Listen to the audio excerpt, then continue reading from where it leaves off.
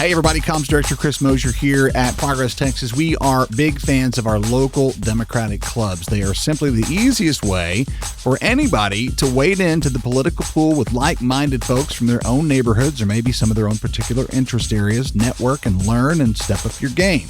I've talked about how providing live audio and web streaming help to several clubs in Austin is how I got started working in politics to begin with, and I still do a bunch of that super fun and rewarding work. One club in particular that I've had a lot of fun with over the years is the Northeast Travis County Democrats, who have been great supporters of Progress Texas. We did a live podcast session during their June meeting this last Saturday at La Palapa Mexican restaurant in Northeast Austin on environmental issues as they impact Austin and Texas as a whole, specifically in this midterm election cycle, with representatives of Public Citizen, Solar Austin, the Sierra Club Lone Star chapter, and the Save Our Springs Alliance, with whom we had a lot to discuss, as you'll hear. Join and support your local club and enjoy. First voice you'll hear here is NETCo Dems President Carol Dubois.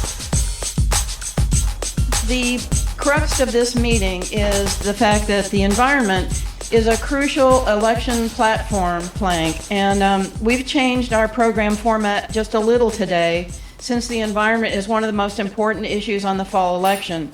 We have brought together a panel of speakers to discuss some of our concerns. And mostly, I want to introduce Chris Moser of Progress Texas. He'll moderate our discussion as a podcast. So please hold your questions to the end. Yeah, hold your questions to the end, but please participate. The audience is part of these live podcast recordings, and all of this will go out over our podcast network and be heard by thousands of people across Texas. So be a lively audience for us if you would. Progress Texas is the number one progressive media outlet coming out of the great state of Texas as a nonprofit organization. NETCo Dems has generously contributed to our recent 16th anniversary fundraiser. So I want to, on behalf of the org, I want to thank all of you guys for that really, really nice help. We are also the official media partner of next week's Texas Democratic Party convention in Corpus Christi, which we're very, very excited about. Expect to see a good many of you there, and looking forward to a really good time and a very interesting experience in Corpus Christi.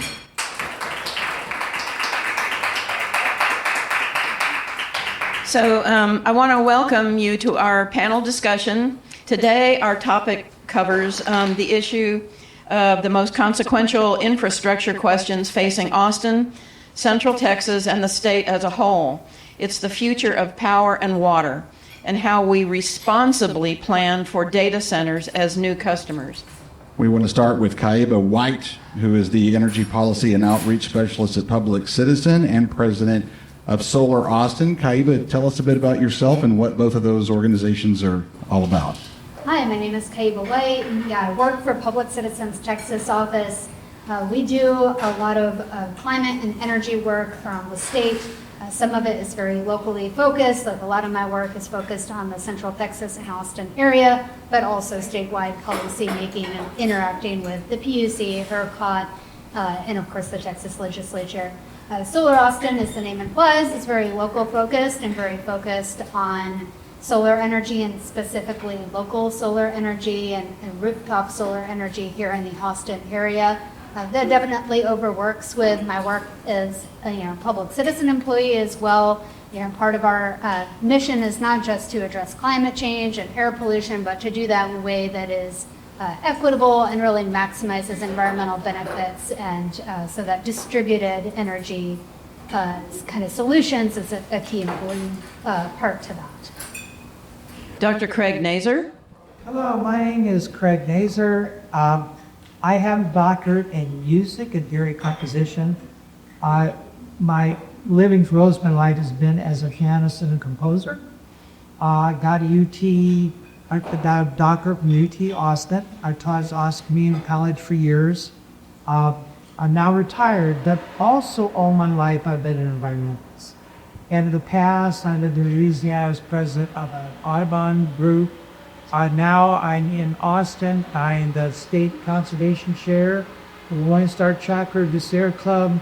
And I have been involved in environmental issues in Austin for many years. The first city council meeting I ever went to was the 1990 Hathaway City Council meeting at Save Barton Springs. And that really made me fall over the list. So I'm here to share what I know and to encourage everybody to protect our environment. Thanks. Very good. Bobby Levinsky, Senior Staff Attorney for the Save Our Springs Alliance. Hello, Bobby. Hello, yes, my name is Bobby Levinsky. I'm the Senior Staff Attorney for Save Our Springs Alliance here, based out of Austin. We actually regrew out of that moment that Craig was mentioning with the all-night public hearing in Austin to fight the Barton Creek PUD to protect Barton Springs. So Save Our Springs is a somewhat unique organization in that we have a dedicated legal team to protect water. Water quality, water quantity, and we are primarily based in protecting Central Texas rivers and streams. Though we are now thoroughly involved in the data center conversation as well. I want to mention that I'm also a member of the Data Center Action Coalition based out of San Marcos. That's where I live now. And yeah, I'm looking forward to the conversation today. Thanks for having me.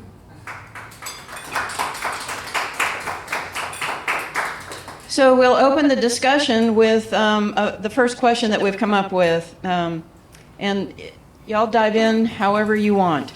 Austin's population growth and now the demand for data centers is pushing our power and water resources to the limits. What are Austin and ERCOT doing to build our infrastructure? All right, I'll go first on that one. I'm sure these folks have something to add. Yeah, I guess I'll start here with Austin. Unfortunately, I think what Austin is doing falls into the negative column. Just in May, the Austin City Council met in executive session and approved the purchase of 400 megawatts of natural gas burning power peaker generation. So, they did not say this is for data centers, but they did point to what I consider very dramatic projection of increased electricity demand within the Austin Energy Service territory, and that would be a demand that really just cannot reasonably be expected to have come from, or to come from, the increase in population, right? New homes are much more efficient, new buildings are much more efficient, so you need to have quite a bit of population increase to get the kind of 30 plus 40% kind of demand increase that Austin Energy says is the reason that they need this fossil fuel expansion. And that our city council bought into that, right? They met in secret, voted in secret, and have now, approved an expansion of our city, not just using, but owning more fossil fuel power generation. So, I think when you look at that paired with the whole Dog's Head debacle and, kind of mysterious, what might go there? Could it be a data center? Maybe. And as well as, other potential data center projects that we probably don't even know about. I think the city is way behind, frankly, on taking this issue seriously, on acting to protect our resources, and it needs to do a lot more to not only, restrict that kind of, development here in terms of data centers, but if we do need new power generation, we should be looking to our local sustainable resources. I mentioned rooftop solar as one key resource. We have a lot of potential here for rooftop solar. Most of it, look around, mostly you see rooftops without solar. So despite the success that we have had, there's a lot more potential. And really, we're just barely getting started with batteries here. And there's a lot of other solutions, including, flexible demand, right? That's another way to address that resource that I think Austin Energy is still behind on, frankly. So I think when it comes to our local response, we're behind and not necessarily we're going in the wrong direction, and I think our mayor and Councilmember Vela have led us in that direction, really pushing for these gas peakers. You look out at the, kind of ERCOT landscape and you see massive numbers, right? Like, easily, projections of doubling, tripling, some of them quadrupling energy demand and, over the next decade due to data centers. Now there's massive uncertainty there, and ERCOT, I think, keeps talking about that level of uncertainty. But meanwhile, there's massive investments taking place at the ERCOT level that we all are going to be paying for, right? You may be aware or not of, transmission build out. There is up to $33 billion being considered in new transmission infrastructure. And the way that is currently paid for, it is socialized amongst all customers, and the formulas that is used to determine who pays right now is very preferential to large loads that can essentially game the system because it is based on 4 peak demand days. And I don't know about you, but I think the average residential customer has no idea when those 4 15 minutes through the summer are going to come. And so you're just at the mercy of the market. Whereas large loads like data centers, they have highly sophisticated personnel who are tracking the market and are absolutely able to respond and shut down or switch to backup power generation during those times and avoid paying their share of the transmission build out, both what is already existing and this large build out that is coming. So there is a response happening at the state level. There is likely to be some change in that formula that will somewhat mitigate the burden put on residential customers, but most likely not to a level that would be proportional to the amount that we are driving that increased cost compared to what, data centers, for example, are driving. That they should really be paid almost all, if not all, of that increase, and yet we are definitely going to be paid. So I'll pause there. That sucks. So this is Craig Nazer speaking. I've been working with our state lobbyist, Cyrus Reed, for a couple of years now at the state legislature. And he's a real energy expert guy. So I go there kind of to assist him. And one of the things I do is, I'm retired. I have time to go up there and listen to meetings and to testify. And so what I think about is, what can you say? How do you make the argument to these people that this is wrong? That the way you've got this is not working for the people. And how do you change that? And part of it, of course, is the money behind it. I mean, obviously, there's huge money behind these companies. They pay money to the all the elected officials. You go there to the hearings, I swear to God, you look at all the environmentalists, they might be dressed like me because they're going to go home, it's going to be hot, you might work in the garden. And all the lobbyists have these $500, $1,000 suits, and the women have these really tall spike heel shoes that don't look comfortable. But it's a whole different game. And one time I was walking in, it was hysterical. There's this woman, beautiful dress, wearing flip-flops, and she walks through the, where you get checked for if you got a gun or anything. She comes out and she gets the building. She takes her flip-flops off, puts them in her bag, and takes out her high heel shoes, puts them on, and walks in. Wow. And now, and the reason this is important to me, I'm kind of a people person. I look, I see. What do you say? What do you say to these people to change their mind, to get them to look at it differently? And really what it comes down to when I look at the natural world, it comes down to ants. Ants. Look at ants. Look at what they do when their colonies are disturbed. Disturb a fire ant colony. You will back up. They form, when floods, there's these ants in the Amazon, when flood comes, they form huge mats of their bodies and just hang onto these mats and float around and survive and land somewhere. I mean, it's just, we have to work together. You have to do something though. You have to be a part of that mat that's floating everybody. One of the ways you do this is, if you can, you go down there and testify with some group. Sierra Club is right now putting people together, but Public Citizen, there's a lot of SOS. We've all organized things like this. And if you can't do that, that's okay. Send an email, make a phone call. And then what we're just talking about here, donate money to a campaign of someone who will represent your interests.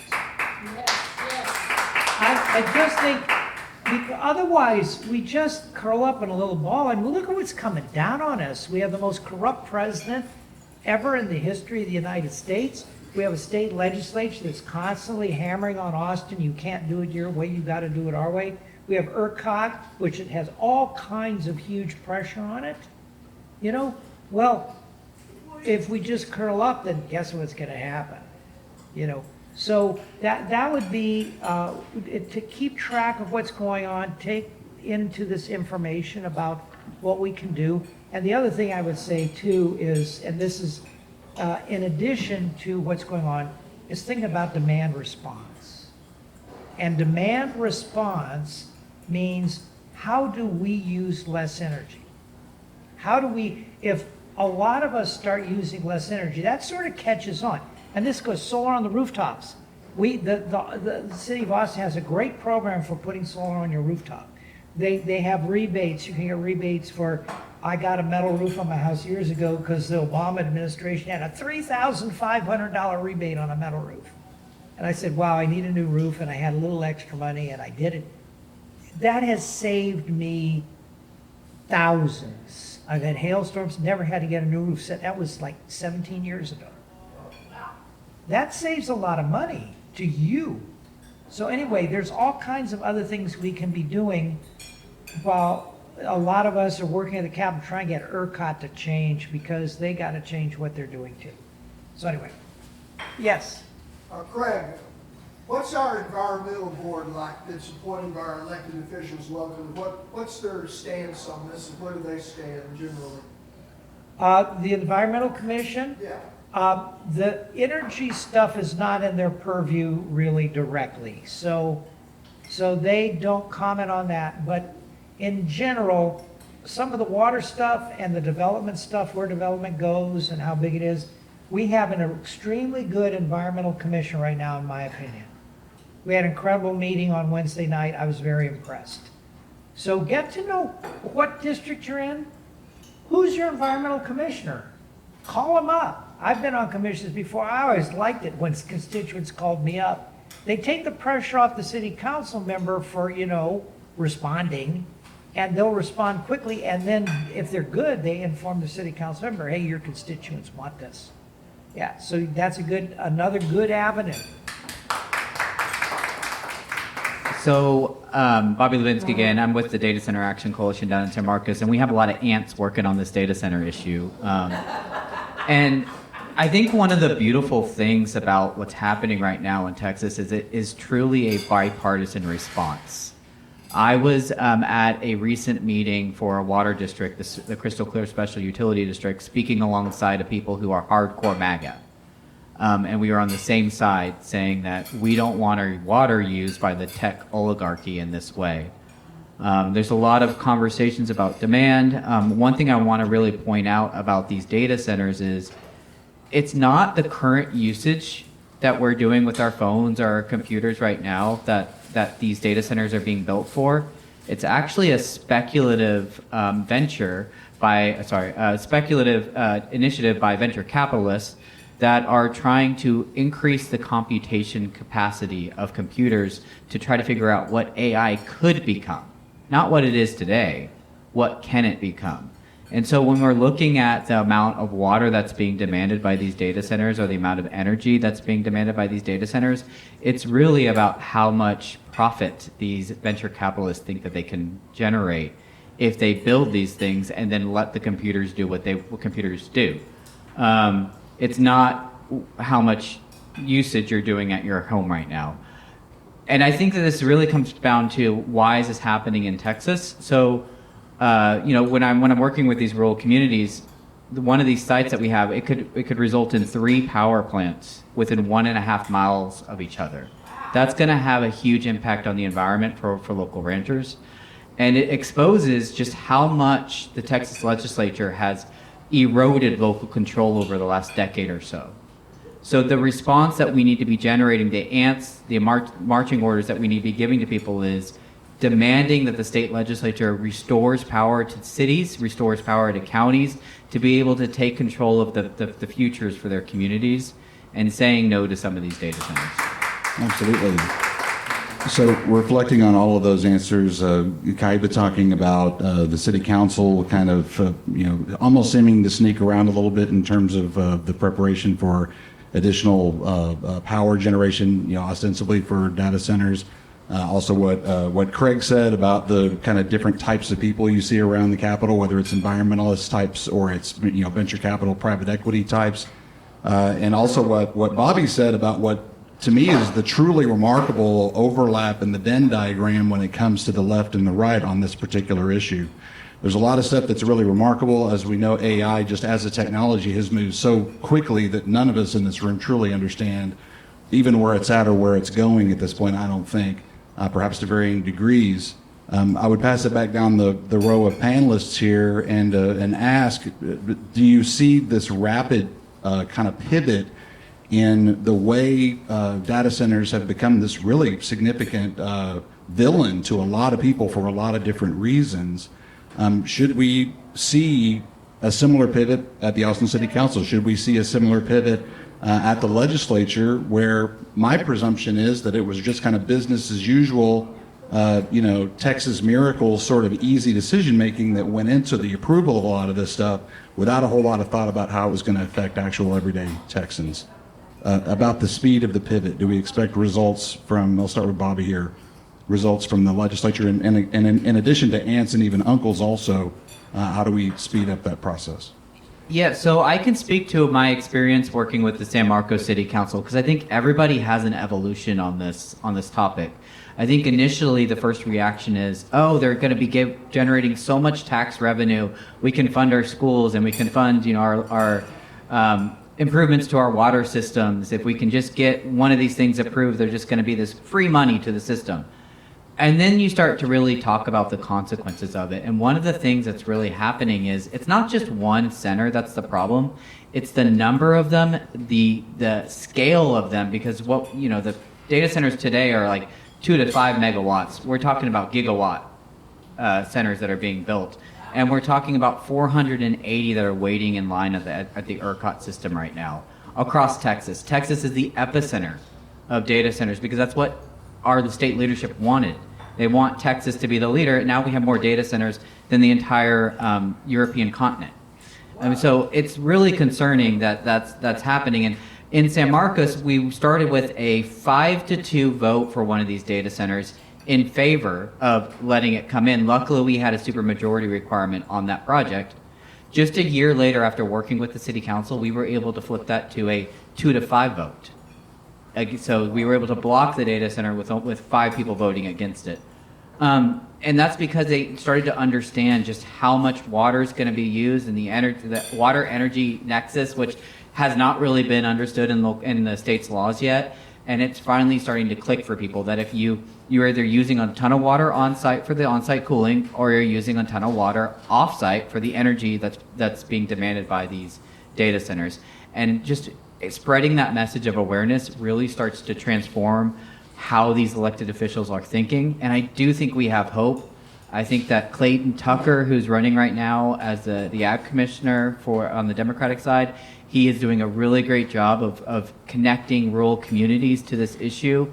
Regardless of what the party is, I think that's what's really uniting people, is just who is talking the talk that's going to change the conversation on these data centers. And that's what we need to be leading hard on. Let's focus in on water a little bit here. Water is the stuff of life, as we all know. How is our environment changing, and what can be done to ensure the sustainability of our water supply here in Austin and even across Texas, and specifically with regard to the Edwards Aquifer? Craig, would you start with that one? Yeah, now water is a big issue. I talked about the all-night city council meeting. When I moved here, I was poor, getting my doctorate. I lived in a really cheap rental because the air conditioning didn't work and they didn't want to fix it. I had an old beat up Ford Escort and the air conditioning didn't work either. And so if I wanted to cool off, I pretty much had to go down to Barton Springs. And it was like, when that happens, you begin to see the value of this nice, cool, clean piece of water. A lot of us don't realize what's happening to the water till suddenly we can't water the lawn, you know? Or like in Winter Storm Uri, when all the water went out. You know, we don't realize that, and we got to be looking ahead because we have a tremendous problem coming, and that is climate change. Now, you go down to the state legislature, and, you know, over half of them can't even say the word, but still, it's going to happen no matter what. You know, the science is true whether you choose to believe it or not. You know? And one of the problems, so, you know, one thing that we may be talking about coming here is the dog's head and flooding. Because we're going to get lower amounts of water over longer periods of time, longer droughts.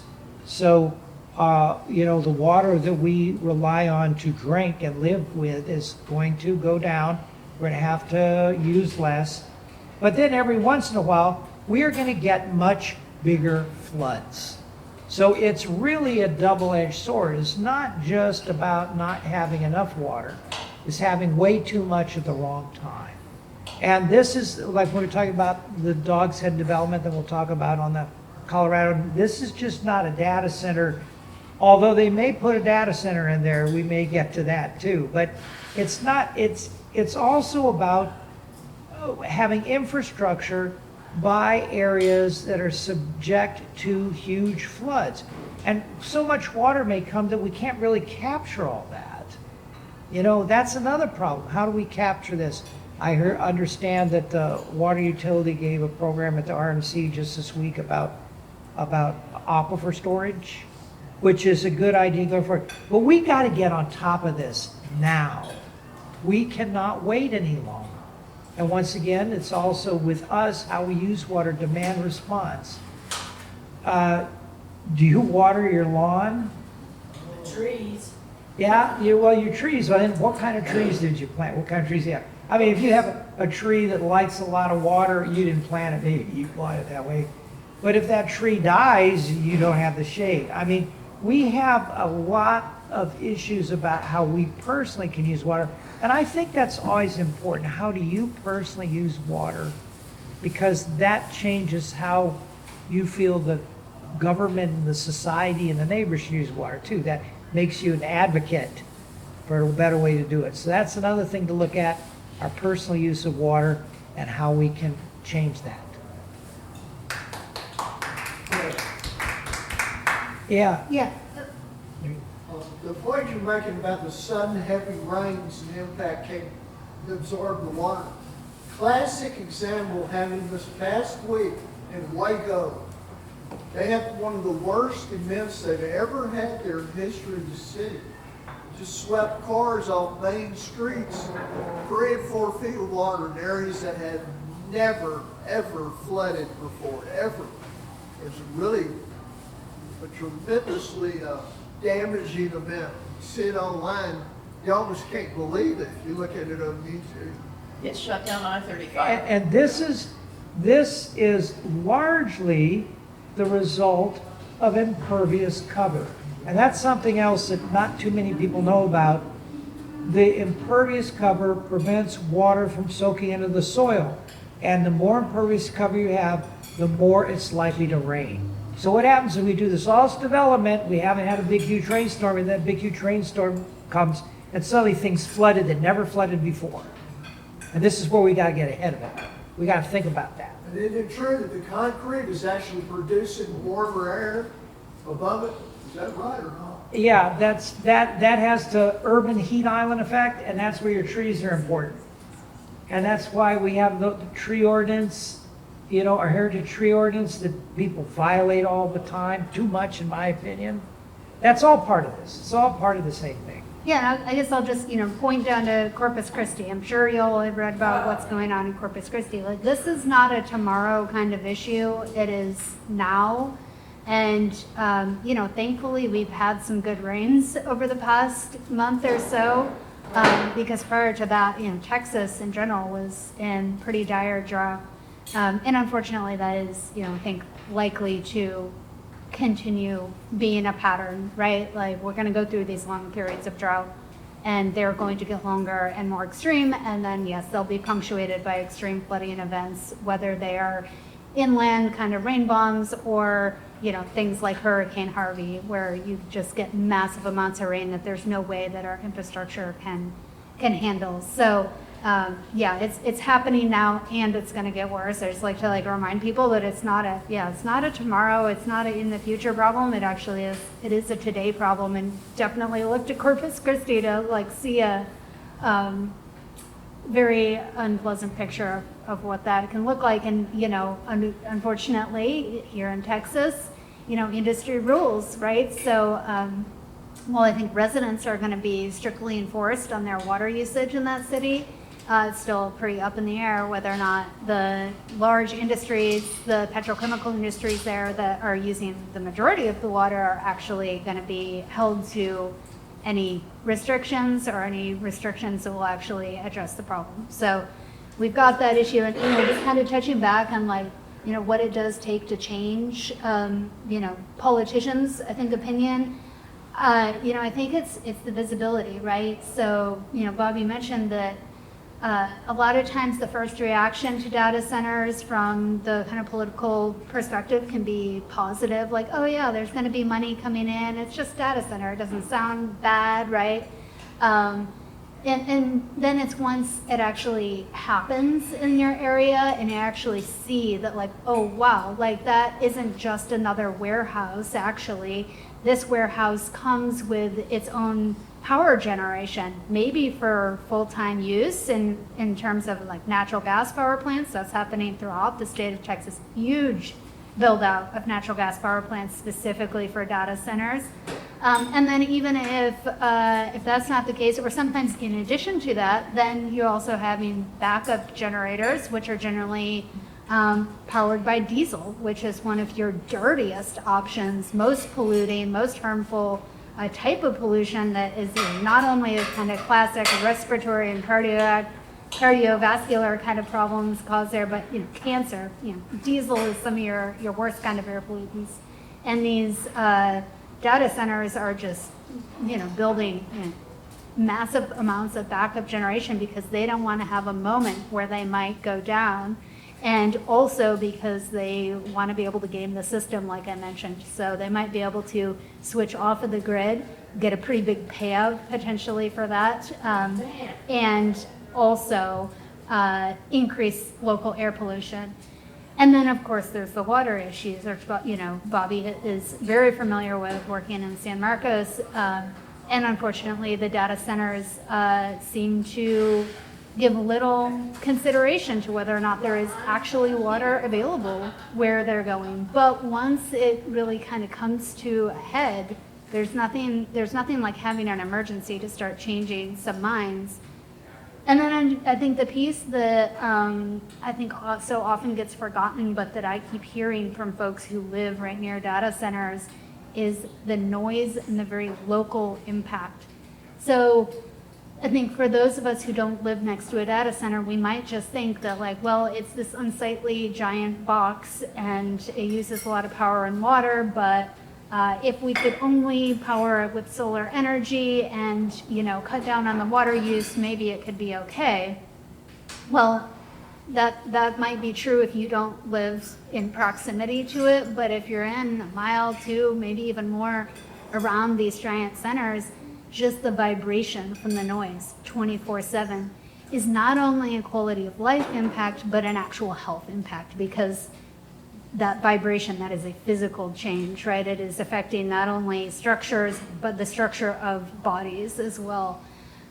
So then it really just kind of calls into question, can these even be done in a sustainable way if they are in proximity to people? And then even if they aren't in proximity to people, like, there's wildlife everywhere. So where is it that we want to be a sacrifice zone so that we can create this theoretical technology that's going to eliminate jobs? And I think once those questions really start becoming real in communities, then you see the political will start to shift, because it does cross party lines. And those are the sort of impacts that it doesn't matter how you vote. You all of a sudden you're like, well, my house, my life, my kids, everything around me is being impacted. I don't want this. And that's what, I mean, really drives change. I'm going to let our moderators call in questions. I did want to have Bobby elaborate a little bit on that in terms of, you talked about being out in some of the smaller town and rural communities and hearing from the folks out there who might be of a more conservative political streak. It seems like in most of the news that we absorb about data centers, a lot of the pushback and a lot of the concern is coming from the rural areas, which is interesting to me because the cities seem to have been somewhat spared at this point. But of course, one thing that we're here to talk about is the potential impact on Austin in particular. Is there a rural-urban divide between, are there differences in the way those two sets of people in Texas approach this issue? And I also wanted to ask if you would give us a real quick rundown on the difference between open loop and closed loop cooling systems. I think that's one thing that we're probably going to hear people with the technology industry coming up in the legislative session in 2027 begin to try to defend what they're doing, trying to claim that they're not using up a whole lot of water. Maybe give us a little info that we could use to navigate that conversation. Yeah, so I'll start with the rural versus the city divide. So one of the reasons why I think the data centers are really targeting the rural communities is that the Texas legislature's really abandoned them. They have made it functionally impossible to turn one of these things down if it's not in a municipal city limit, a home rule city limit. So because counties have been stripped of most authority to be able to do anything in response. And then a lot of these rural communities are also dependent upon rural water supply corporations. So you've got utility districts that have been also neutered of the ability to turn down water contracts, even if their systems can't handle it. They're expected to just go find the water somewhere. So then you got, people buying into desalination lines to try to steal water from Corpus Christi. I mean, it's a really absurd process that the Texas legislature set up, and it's really harming these rural communities. And if you start listening to them, you start to hear how it's going to impact their lives. I'm working with a horse rancher, and she talks about, Kaiba was mentioning the noise that's coming from these data centers. She's talking about some of the vibrations coming from those data centers as well, because horses communicate through vibrations on the ground. So how is it going to affect her ranch and the quality of life that she's built with her family? And they want to retain their land. They've built something they're proud of, and they want to keep it. They don't want to sell off to a data center. And so, how does this translate to cities? Cities have a little bit better infrastructure in place. They also probably have a better system of being able to turn down some of these things based off of the amount of resources that they have to fight them as well. I mean, the rural communities, they don't really have the staff to even do much legal analysis to be able to figure out what their rights are if they were to say no to one. And then they don't have the resources to be able to defend themselves in court, because then they're going to be, just like what we saw in Hood County, sued for hundreds of millions of dollars because they had the audacity to say no. So, I mean, I do think that we have a concern coming in Austin. I do think that there are things in place right now where Austin is vulnerable to one of these data centers coming in and using a massive amount of water. If you look at the existing users, it's already happened. Look at Tesla and how much water that Tesla uses of Austin's water system. It's a huge concern. And I think they're also hiding under these transparency laws that allow them to withhold the amount of water that they're actually using on our systems. The Texas legislature has really just abandoned us. I think that's just ultimately the issue there. Then I want to get to the open loop versus closed loop system. Like with any technology, there's not really a one size fits all. So there's no way that I can describe how much any individual data center is going to use for the amount of water. What they try to do is distract us with this closed loop system. Now, closed loop systems do use less water than open loop systems. And so the difference is, the water goes through a data center once is the open loop system. So it's used for cooling once. For an open loop system. For a closed loop system, it gets recycled. It only can get recycled for a number of times before things build up within the system. So the idea that it's just, constantly being used is a little bit of a myth, and depending on the system that they use, depending on the things they put into that system, it depends how many times they can cycle it through. But even with closed loop systems, they still have to have cooling towers. So there is evaporative loss even with closed loop systems. I spoke with a professor at the University of Texas who's been studying this, and he said there's about a 50% reduction in the amount of water from an open loop system to a closed loop system. Now, these numbers are constantly changing. Technology is evolving. It's hard to know how much water they're going to use because, again, they're withholding their projected water use from public information requests, and they're allowed to redact it because they're saying that they are national security risks. And so it's just really absurd that they can be applying for the use of our water and not telling us how much water that they intend to use. So I don't want people to get the notion that closed loop is not better than open loop. It absolutely is. It's also just not the solution with the number of data centers that are coming in line. We already had a problem with the amount of water we need in Texas before the new demands of these data centers. They're being projected from right now, they use about less than 1% of total Texas water. Within a decade, that could go to 6 to 9% of Texas water. That is not in our state water planning, which already projects a deficit. So until we have the planning in place, until we know how much water that they're going to be used, we need to be telling them no so we can get our systems in place to make sure that we'll have enough water for everybody. Keep in mind, these data centers cannot be curtailed in drought. So while you are restricting the amount of water you're using in your home by taking shorter showers or not watering your lawns, they are able to continually process the water, continually use it throughout droughts because they are critical infrastructure. So, I mean, those are the problems with that. So here's something a little ancillary to that. That was a very good rundown. I would mention that some data centers claim they're going to use air cooling or that they're going to try and do that, but that leads to what Kaiba was talking about. Those are the loudest, they huge vibrations, and you've got fans running all the time. So we have a lot of problems here. But another thing about this that I think we need to look closer at is data center covers a lot of space. So we have essentially three kinds of data centers. One we have is for internet infrastructure. We have had these all around Austin for years. I know where one is, and close to my neighborhood. They're relatively small, and we seem to be able to live with them pretty well. You know, they don't use huge amounts of energy, but you know, there's no cloud. That's not a cloud up there. It's some data center in your neighborhood.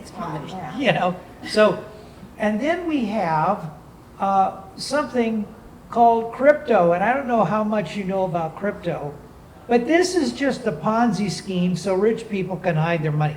I don't see anything worthwhile about crypto. China has outlawed crypto anywhere in China, if that tells you something. They just don't allow it, okay? And I agree with that personally.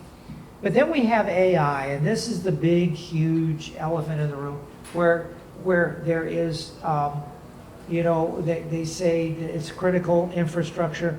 Well, what are we using AI for? And that is important, and that's where we should have a public conversation that we're not having very well right now, because that will help us limit this growth. There are some very good things about AI. I'm one of these people. We have used AI for 20 or 30 years already. It's getting more and more. I mean, when at your bank, your credit card, if you ever get an email, there's a use of your credit card that's suspicious, call the bank, whatever. That's all AI now. And that's a good thing that you got a little program that's looking over stuff that's going on. But then there's, you know, the defense use of AI. Are we really want that? They're talking about AI that generates its own AI, that it can self-teaching. Is that really a good thing? Now, here's one incredible use of AI to think about. I have always liked whales. When I was in high school, they came out with this old record of the recording of whale songs by humpback whales. And I actually transcribed one of these things for a piano piece I was writing and put it in my piano piece. And that piano piece got me into college, that audition. So I'm serious. So I owe whales, in my opinion, you know, I like it.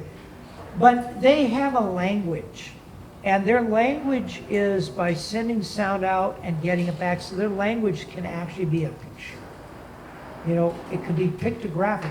We don't know. We know they're intelligent. We know they're very intelligent.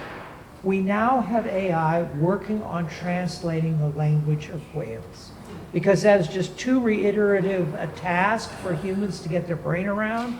You know, if AI can translate the language of whales and we can communicate with another sentient species on the earth and tell us about their experience, that's, in my opinion, will be a game changer. Major environmental game changer. So we got to look at AI closely, I think, to find out what we want and what we don't want, and that takes some education, that takes some curiosity. So that would be one thing I'd add to this, because it's a big problem. We have another question here. We've touched on it a little bit about the Dog's Head tracks in East Austin. It is on the Colorado River. It involves 2,600 acres.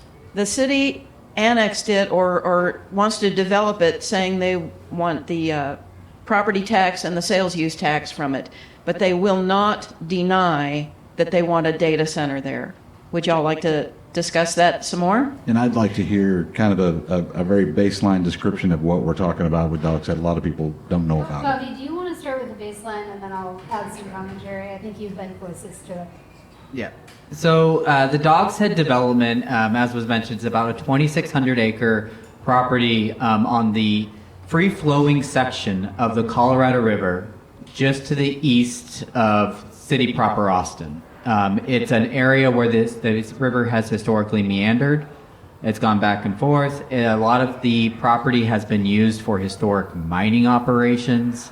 And there were plans in place by Travis County to restore these mining operations into things like wetlands and parkland, and to really give back to the communities of the east side that have been historically discriminated against.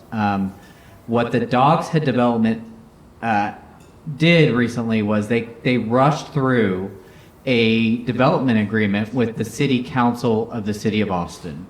It is a really good example how environmental racism and environmental injustice is alive and well. The community that's the most impacted had less than 1 week's notice of what was in this development agreement. There was no public process. There was no formal public notice to the neighborhoods.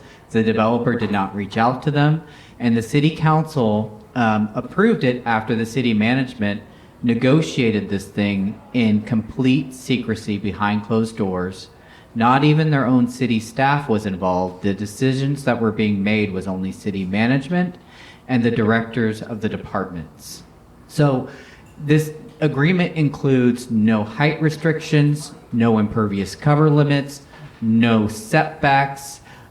They waive compatibility standards for the neighborhood that's right adjacent to it. It reduces the critical water quality zone that protects the Colorado River down to 200 feet. It allows the developer to modify floodplains without much oversight, and it allows them to use those old mines as their water quality ponds without any analysis about whether those water quality ponds are appropriate, whether those mining ponds would be appropriate for treating the water before it gets to the Colorado River. It's a really sensitive area because not only is this stretch of the Colorado River an exceptional water quality area with really diverse species, it is connected to groundwater as well. So whatever goes into those ponds connects to the Colorado River, which connects to groundwater that's then used by communities such as Bastrop downstream. So all of this happened within 1 week. And now the developer is asking for the city of Austin and Travis County to give it tax breaks for the next, until 2061, however that math works, It equates to $2.2 billion in public subsidies to the developer, and $600 million would come from Travis County. The rest would come from City of Austin. It equates to about 80% of the taxes being given back to the developer in Austin, 50% to Travis County. And we're trying to organize people to oppose the tax incentives. So hopefully the developer will then just tear up the development agreement and we can reset the process to have a public process. I'll stop there, but that's my commentary. It's the worst development agreement I've ever seen. Who benefited from that, may I ask? I mean, certainly the developer, and I think that seems to be a common theme lately. And I look at this dog set agreement, which came up at about the same time as the natural gas peaker purchase, which Austin Energy and City Council won't say exactly how much the contract was for, but came at the same time. They're not ruling out a data center there. They've said that some sort of advanced manufacturing might be, part of that development. Just a lot of secrecy, a lot of kind of vague information or no information. And again, no public process for this massive development on sensitive land, at the same time that there is no transparency, no public process of any meaning on this fairly significant build out of fossil fuel power generation here in Austin. Maybe they're connected and maybe they're not, but I think what does connect them is our city leadership. And we are seeing that Mayor Watson and the culture that he is bringing to our city apparatus is one of extreme capitulation to development interest, to secrecy, to just pushing things through to serve. I think special interest is the best way to state it, because it's certainly not serving the people of Austin. So, I look at this development and I think, not just like what is the energy impact going to be, how much water might be used, the flooding. I just think, wow, that is a huge piece of land that all of a sudden the city has decided that instead of that, again, going back to serve some ecological use, the city of Austin is saying, no, we're going to pave that over. And, like Bobby mentioned, impervious cover, sure, let's just pave the whole thing. It seems to be the approach of the city. And at the same time, they're talking about using bond dollars to purchase land, for conservation or for parkland. Like, how does this make sense that we're going to potentially give our tax incentives to pave more land over while also asking taxpayers to fund purchasing land to prevent it from being paved over, right? So I guess, I feel like our city government needs a fundamental shakeup, and it needs to come from people like us, people in this room, to go beyond, supporting somebody who identifies as a Democrat, and make sure that our Democrats are really representing the people of Austin and saying, no, we are not going to cave to every development interest that comes our way. Is there a coalition that's legally fighting this issue? Okay, so there was an environmental commission meeting last Wednesday night that happened because there's a little bit of a gap. The 45-year guarantee means no decisions are going to be made by the city council or any commission. They go straight to administrative decision by the development office. But there was a gap. There was one of the most amazing meetings I've been to in a long time last Wednesday night. If you're really interested in environmental issues, you might want to watch it. There were over 100 people who showed up, and so there is a coalition but this is so quick, it's just a coalition of ants. And they showed up, and no one spoke in favor of it. I have never been to a meeting where they had some country, one or two or three, or at least, few. No one. And the people who are doing this, Endeavor, who did the domain, is the company that's doing the development, and their lawyer is Richard Suttle. You may know of him. And they were there, and they put pressure on the Environmental Commission. They said, we'll come and have a discussion, but usually we see on the commission is discussion and a recommendation. But we will not show up if you do a recommendation, just a discussion. So they silenced the Environmental Commission. People were angry, deservedly so. There was enormous pushback. So this is still moving on. You need to pay attention to this because there are actually out and out lies being told. And some of these lies, the ones we heard it in 1990, we heard the same lies. You know, they say, well, it's a blighted area. It said used for mining. It was used for gravel and sand extraction, so there's not tunnels or anything. But they said it was blighted. Oh, by the way, and this agreement waives the heritage tree ordinance on 2,600 plus acres. No. They said it was blighted. People who lived down there showed slides of the river, how beautiful it is, otters, beaver. That's a part of the river that's very clean and is coming back. Herons, birds, white pelicans fishing, and said, that's a lie. And it stuck because it was a lie. So there is enormous pushback happening, but there needs to be more. You can all be a part of it. I would say right now, call your city council member, tell them there's no way I approve of this development. 92% impervious cover. It's the 2,600 acres, by the way, is larger than the entire downtown Austin. Wow. You get your head around this. It's really something. But yeah, there's still things you can do, and there's still ways you can push back. I've never seen quite this egregious kind of thing where they're shutting up or trying to shut up public input. But you know, you can't shut up that mound of fire ants once you stepped in it. That's true. Actually, Dr. Nazar, I want you to start round of three real quick. We have, this has been a terrific conversation. A lot of scary and kind of dark stuff talked about in this conversation, though.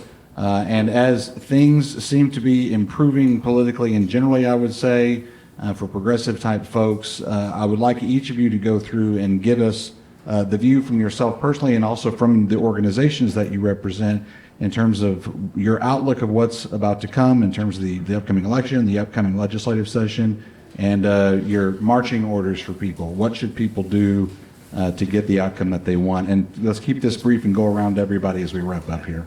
Well, first of all, I am involved in watershed restoration projects. There's one by my house with a spring and a creek, and I have gotten involved in that. And it's just hands-on looking and being out there because our world is incredibly beautiful and it is self-healing and it will heal you as well as the environment. So that's one step. Be out in nature, be observing it, be watching it, because it will heal you to do this. And then become a part of groups that are doing things together. I've been doing a lot of stuff with Sierra Club. We have a conservation call every month. I hear from people all over the state. There are things happening all over the state, things I wouldn't even think of, things I don't know. And I hear about it, and we try and support those people. And that also creates a good energy. And go to meetings. Man, this meeting last Wednesday night, I'm just so happy I went to it. I haven't felt that good about Austin in a long time. So that's what I would say. There's a lot going on. Be a part of an organization, support people, do that. That's really the thing to do. Well, you spoke of things looking positive. I don't know, maybe I'm just kind of a glass half empty person, but I have a lot of trepidation about upcoming elections. You know, with all the gerrymandering that's happening, it does seem far from certain, you know, that the will of the people is going to prevail. I hope that it does, at least in some sense on the national level. You know, I always hesitate to be too optimistic about statewide politics here in Texas because it's just a exercise in disappointment so many times year after year. But I do think we have some great candidates running.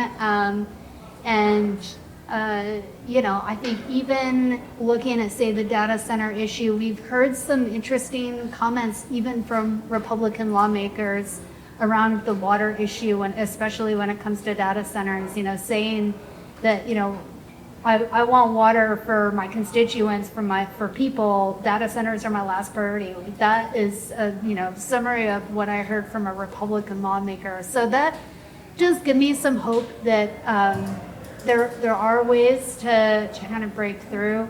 I would encourage people, obviously, to vote, and regardless of kind of who you think you might be supporting, look at where they're getting their money, because I do think that is, unfortunately, a lot of times what is governing their positions, and it can be really hard to persuade somebody who's essentially paid to take the position in a certain direction, and that happens regardless of party. I think definitely, in terms of finding hope and meaning, definitely get involved. Find ways to go out, and there's so many issues to advocate on, but pick something and show up. Speak at city council, speak at commissioners court, wherever it is that there's an action. Find some way to plug in and do something. That is in person, if possible. Y'all are here today, and that's great. So I think that's where I do find some hope, is that I'm still fighting, right? When I stop fighting, that's when I will have really lost hope. I think is by having that resistance that I keep hope alive in myself.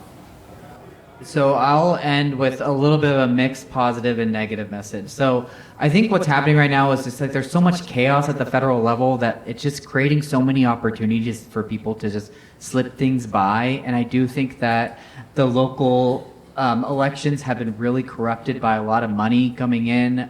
Citizens United didn't really help. So you're seeing a lot more PACs at the local level that are very industry based. The developer of the Dog's Head, they've given $250,000 collectively to the current city council. So maybe that's reflective of their unanimous vote there. And so I think the message that I would have to people moving into November elections is don't just vote D or R at the local level. It's a nonpartisan race usually to begin with. Really look into not who is just speaking the talk on a federal level for Democratic politics. Look at what they're speaking about locally. Look at their actions locally. Do their words match their local actions? I think that's really the message I really hope people are getting to. And I do agree with Craig that I am inspired at the moment because there are so many people getting involved locally that have not been. It feels like we finally have woken up since the COVID pandemic. There was a really bleak time period where people weren't getting out to meetings and weren't exercising their voice. I think it's happening now. And this data center issue especially, if we really lean hard on it, I think we could really change some outcomes in November. Very, very good. I would add in there that I'm so very glad to be recording this at a local club meeting. The Northeast Travis County Democrats have been so good to us at Progress, Texas.